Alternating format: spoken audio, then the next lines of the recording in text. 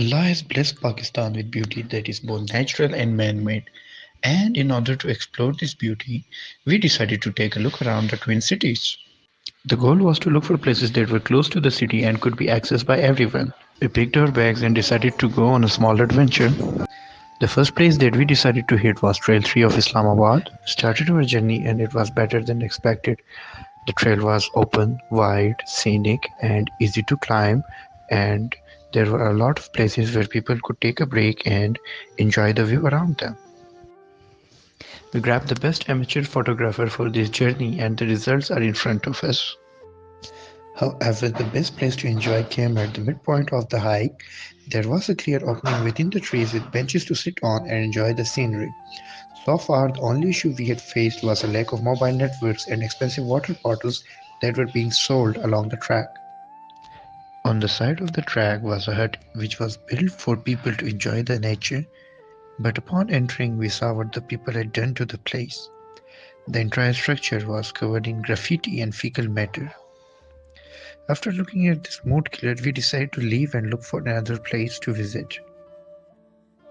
The next stop on our journey was Saidpur village. One can also see the important buildings like the Supreme Court and the Prime Minister's Secretariat while they are traveling from the trail to Saidpur village. The village holds a centuries-old temple which is dedicated to Lord Ram. It is believed that it was this place where Ram stayed while in exile. Our hopes for the place were very high, but when we got there, they kinda shattered. The first issue we faced was finding a parking spot. After searching for a while, we found a spot which was paid.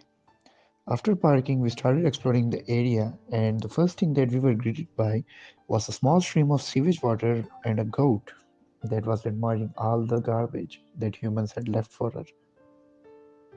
We slowly made our way towards the old building that was centuries old and yet was still standing tall and proud.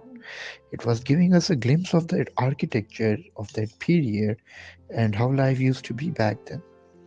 Upon closer inspection, we realized that the interior of the structure we used to be open for the public was now shut down, and the idols that were once present within the temple were now nowhere to be seen.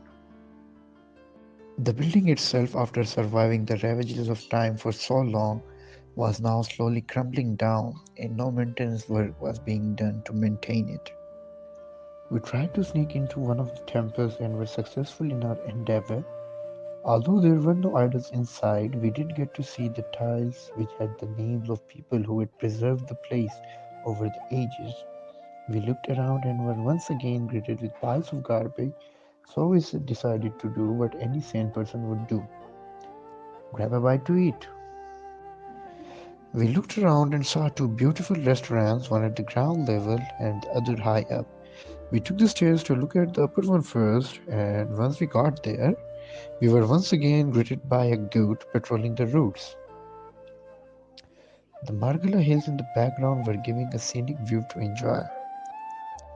We came back down and looked at the cabins. The place was well designed and the ambience was good, and the food might have been better, but we will never know. You may ask why. Well, the reason is a cup of tea cost around 200 rupees and a single bottle of water is 150 rupees here. And considering the prices, we decided it was time. We tucked our tails and ran for a place where we could eat something which was affordable to us. And so our journey took us to our last spot, Shadra. Shadra is a beautiful valley that is situated within the Margala Hills. There are hotels that have been built on either side of the beautiful stream that is running through the valley.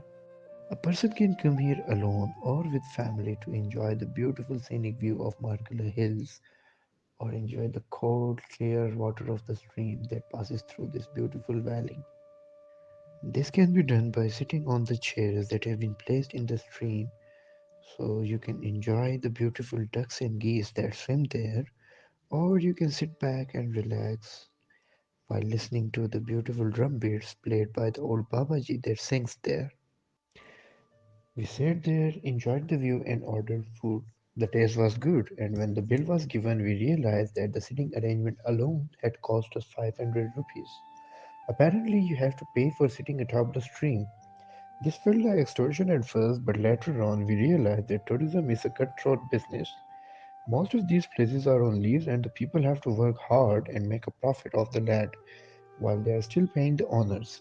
This leads to a sharp increase in prices, and as they try to cut corners, sanitation also becomes an issue. These issues can easily be resolved when the government jumps in. Standard rates and guidelines should be set for lease agreements, and environmental protection shall be given the highest priority. Signal towers need to be planted for the better cellular coverage, and basic first aid stations as well as petrol stations should be set up near the places as the nearest hospitals and petrol stations are far away.